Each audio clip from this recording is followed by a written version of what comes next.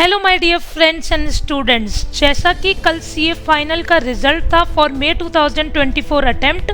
जिस पल का आपको बेसब्री से इंतज़ार था तो वो पल गुजर चुका है। Most of the students chartered accountant बने हैं। रिजल्ट काफ़ी अच्छा गया था। इंस्टीट्यूट ने आपको एक गिफ्ट दिया, जो रिजल्ट की परसेंटेज थी वो काफ़ी अच्छी गई। हर कोई इस पर बात कर रहा है कि रिजल्ट काफ़ी अच्छा गया, कितने स्टूडेंट्स पास हुए, हर कोई इस चीज़ पर बात कर रहा है। हम ये वीडियो स्पेशली अपने उन फेल स्टूडेंट्स के लिए लाए हैं। अब हम इस वीडियो में ये एनालाइज करेंगे कि कितने स्टूडेंट्स फेल हुए और इन फेल स्टूडेंट्स की अब क्या स्ट्रेटेजी रहनी चाहिए। ठीक है, आइए हम इस वीडियो में अब इसकी चर्चा करते हैं।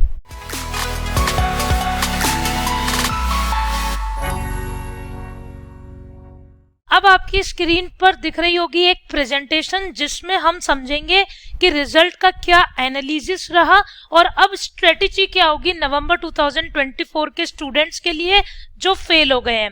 मेरी रिक्वेस्ट है, जो स्टूडेंट्स फेल हो गए हैं प्लीज आप डीमोटिवेटेड महसूस मत करिए। आपके माइंड में कोई भी क्वेरी है कि कैसे मैं प्रिपेयर करूं, उसको आप हमसे डिस्कस करिए। Definitely we will help you regarding your November 2024 exam. Around 3.5 months रह गए हैं। आपको इसको बहुत स्ट्रेटेजिकली प्लान करना है। अगर हम देखें अपने रिजल्ट्स को तो देखो बेटा, ग्रुप 1 में टोटल स्टूडेंट्स जिन्होंने अप्लाई करा वो 74,887 थे, जिसमें जो पास हुए, जो पास स्टूडेंट्स रहे वो 20,479 रहे। तो 54,000 अप्रोक्स स्टूडेंट्स आपके फेल हुए। ग्रुप 2 में जो फेल हुए वो 37,000 अप्रोक्स फेल हुए और बोथ ग्रुप में 28,000 स्टूडेंट्स अराउंड फेल हुए। तो इन स्टूडेंट्स का क्या, हम इन स्टूडेंट्स के लिए ये वीडियो लेके आए हैं। इन स्टूडेंट्स पर अब हम चर्चा करेंगे। ठीक है, पास वालों पे तो मेरी चर्चा हो चुकी, कल खूब सारे कॉन्ग्रेचुलेशंस हो चुके, लेकिन अब ये जो फेल हो गए मेरे डियर फ्रेंड्स, जो डिमोटिवेटेड महसूस कर रहे हैं, उनके लिए अब हम ये वीडियो लेके आए हैं कि आपको अपनी स्टडीज कैसे प्लान करनी है। 3.5 मंथ्स आपके अब ये बचे हुए हैं, इनको आपको कैसे प्लान करना है। टारगेट है कि नवंबर 2024 में ये जो मेरे बच्चे हैं फेल हो गए हैं ये पास हो जाएंगे। तो ये हमारा टारगेट है कि ये स्टूडेंट्स गारंटीड पास होंगे अगर ये 3.5 मंथ्स और थोड़ा मेहनत कर लें। तो आइए डिस्कस करते हैं कारण। पहले सबसे पहले क्या कमी रही होगी, या तो बच्चों की कंसेप्ट क्लैरिटी में कमी रही होगी, या बच्चों के प्रैक्टिकल क्वेश्चंस की आप लोगों ने प्रैक्टिस नहीं करी होगी, या एडिक्वेट रिविजन्स नहीं लिए होंगे, या फिर आपने टेस्ट सीरीज नहीं ली होगी, या एमटीपी आरटीपी अमेंडमेंट नहीं करके गए होंगे, आईडीटी में आपने आरटीपी छोड़ी होगी। ठीक है ना, प्रेजेंटेशन आपका ज्यादा अच्छा नहीं रहा होगा। एग्जाम में आपने एग्जामिनेशन, प्रेजेंटेशन का मेन कारण होता है एग्जाम फियर।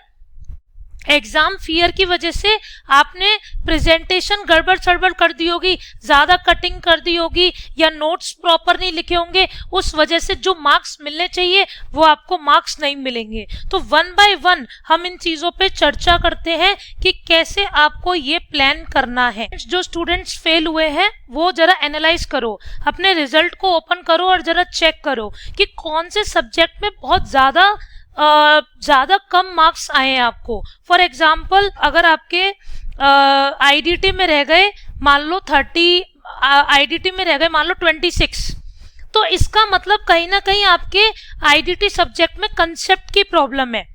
तो जिन सब्जेक्ट में आपके अराउंड 30 से नीचे आ रहे हैं, 30 से नीचे, तो कहीं ना कहीं कंसेप्ट क्लैरिटी में प्रॉब्लम है।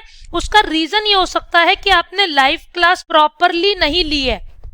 तो आप क्या करो, उन सब्जेक्ट का फास्ट ट्रैक बैच ले सकते हो। ठीक है, या फिर आप रिवीजन यूट्यूब से देख सकते हो और पहले उनको सेल्फ स्टडी, देखो सेल्फ स्टडी करने से ही कंसेप्ट इंप्रूव होगा। ज्यादा ऑनलाइन क्लासेस भी नहीं कि आप दोबारा से क्लास लेने बैठ जाओ। ठीक है, उन सब्जेक्ट को आप सेल्फ स्टडी में उठाओ। ठीक है, फॉर एग्जाम्पल अगर आप आईडीटी सब्जेक्ट में लुढ़के हो, सेल्फ स्टडी करना चालू करो उसकी। ठीक है, आपके पास प्रॉपर नोट्स हैं, अगर नोट्स नहीं है तो आप रेफरेंस बुक ले सकते हो। रेफरेंस बुक लो और अपना चालू करो पढ़ना। चैप्टर 1 से 2 से 3 से पढ़ना चालू करो। और जब आप पढ़ो ना कंसेप्ट क्लैरिटी करने के लिए जब सेल्फ स्टडी के लिए पढ़ो तो आप एबीसी एनालिसिस को साइड में ध्यान दे लो। अब ये मैडम एबीसी एनालिसिस मिलेगी कहाँ से? तो हमारे यूट्यूब चैनल पे ऑलमोस्ट सारे सब्जेक्ट की एबीसी एनालाइज पड़ी हुई है। तो ABC analysis plus self study करके जरा वो वीक सब्जेक्ट का ना कंसेप्ट सुधार लो बेटा पहले। It's a humble request, concept सुधार लो पहले अपने, जो बहुत ही ज्यादा वीक सब्जेक्ट है। और प्रैक्टिकल क्वेश्चंस की प्रैक्टिस करना रिटन में बहुत जरूरी है। बच्चे क्या करते हैं, ओरल पढ़ जाते हैं। अगर आप प्रैक्टिकल क्वेश्चंस को ओरल में प्रैक्टिस करोगे तो डेफिनेटली आप एग्जामिनेशन में आपका हाथ ही नहीं चलेगा। तो रिटन में प्रैक्टिस करना बहुत जरूरी है। अब रिटन में क्या मैं सारे क्वेश्चंस बैठ के लिखूं? नहीं, हम नहीं कह रहे कि आप सारे क्वेश्चंस बैठ के लिखो। अगर फॉर एग्जांपल एक सब्जेक्ट में 38 क्वेश्चंस हैं तो उसमें आप क्या करो, ये सेलेक्ट करो type of question. Her type का एक एक क्वेश्चन लिखकर देख लो, हर टाइप का एक एक क्वेश्चन का लिखकर प्रैक्टिस कर लो। नंबर ऑफ क्वेश्चंस पे ज्यादा फोकस मत करो, क्वालिटी ऑफ क्वेश्चंस पे ज्यादा फोकस करो। हर टाइप के क्वेश्चंस को लिख लिख के प्रैक्टिस करो, ना कि मैंने 100 क्वेश्चंस लिख लिख के प्रैक्टिस कर ली अब तो हम झंडे गाड़े आएंगे। नहीं, उसमें क्या होता है, आप एक ही टाइप के क्वेश्चन 100 बार प्रैक्टिस कर लेते हो। That is not a correct way. आपको क्या करना है, ये देखना है आप पर्टिकुलर एक सब्जेक्ट, फॉर एग्जाम्पल अगर आप आईडीटी कर रहे हो तो उसमें आईटीसी के चैप्टर में आप हर टाइप के क्वेश्चंस निकाल के प्रैक्टिस कर लो, लिखकर और टाइम देखकर कि कितना टाइम लग रहा है आपको। उसके बाद revision is very important. Revision के लिए मैडम टाइम नहीं मिलता, नहीं मिलेगा, निकालना पड़ेगा। यूट्यूब पर हमारी एक वीडियो है टाइम टेबल की, उस टाइम टेबल की वीडियो पर देखो। टाइम टेबल की वीडियो है, उसका हम लिंक बिलो डिस्क्रिप्शन भी डाल दे रहे हैं। आज से ही वो टाइम टेबल फॉलो करो, इसमें आपको नंबर ऑफ रिवीजन्स भी मिल जाएंगे। ठीक है, उसके बाद test series is very very very very important. Test series की अगर मैं बात करूं तो chapter wise test series and mock test series दोनों आपको लगानी है। तो मैं मॉक टेस्ट सीरीज कब लगाऊं मैं, तो आप मॉक टेस्ट सीरीज 15 अक्टूबर से चालू करना, जब आपका एक बार कोर्स कंप्लीट हो जाए। और चैप्टर वाइज सीरीज कब लगाऊं, लगाना चालू कर दो, अभी से ले लो चैप्टर वाइज टेस्ट सीरीज। जैसे आपने ले ली चैप्टर वाइज टेस्ट सीरीज, आप अपना चैप्टर को स्टार्ट करो पढ़ना। फॉर एग्जाम्पल अगर आपने एफआर की चैप्टर वाइज टेस्ट सीरीज ले ली, अब आपने इंडियस 1, 2 रिवाइज कर लिए, आप उसका टेस्ट दे लो। फिर आपने नेक्स्ट पोर्शन रिवाइज कर लिया, आप उसका टेस्ट दे लो। इससे रिटेन बहुत अच्छा रहेगा। एमटीपी आरटीपी अरे छोड़ जाएंगे, इस बार और छोड़ जाएंगे, नहीं आएगा। अरे भैया आएगा, एनालाइज कर लो। मई 24 का पेपर आईडीटी का आरटीपी का स्ट्रेट फॉरवर्ड क्वेश्चन आया, हल्के में मत लो एमटीपी आरटीपीज और अमेंडमेंट्स को। इसको आप कब करना, स्पेसिफिकली आप इसको सितंबर मिड से चालू कर देना करना, जैसे इंस्टीट्यूट रिलीज कर दे। ठीक है ना, इसको आप 2 रिवीजन ले लेना, एमटीपी के, आरटीपी के और अमेंडमेंट के, छोड़ना नहीं है।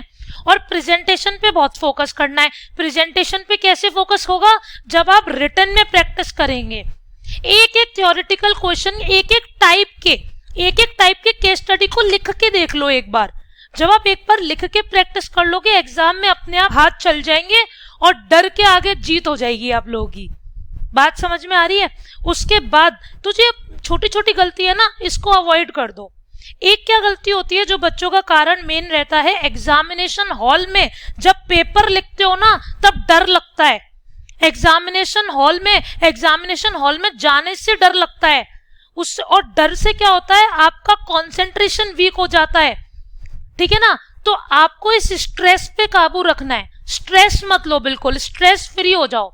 3.5 मंथ्स जो बचे हैं नवंबर 2024 एग्जाम्स के लिए, उसमें आप कंसंट्रेशन, एक तो कंसिस्टेंसी बहुत जरूरी है।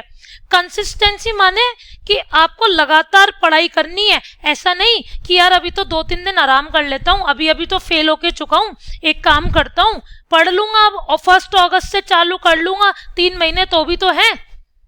ऐसे नहीं, आपको रोज पढ़ना है। आज पढ़े, कल आराम कर लिया, परसों पढ़े, ये भी नहीं चलेगा।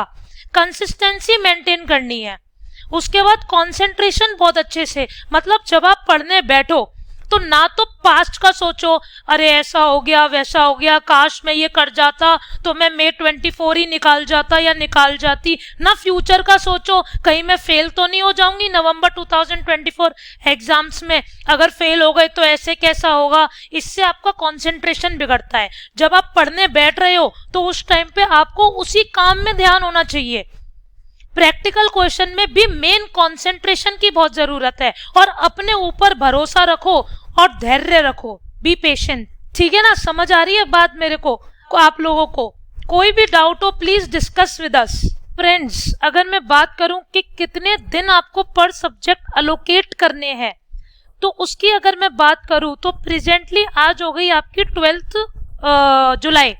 ठीक है, तो अराउंड 15 जुलाई से भी आप अगर अपनी स्ट्रिक्ट वाली स्टडीज तैयार करते हो टिल 31 अक्टूबर, तो अप्रोक्स 108 डेज हैं आप लोगों के पास।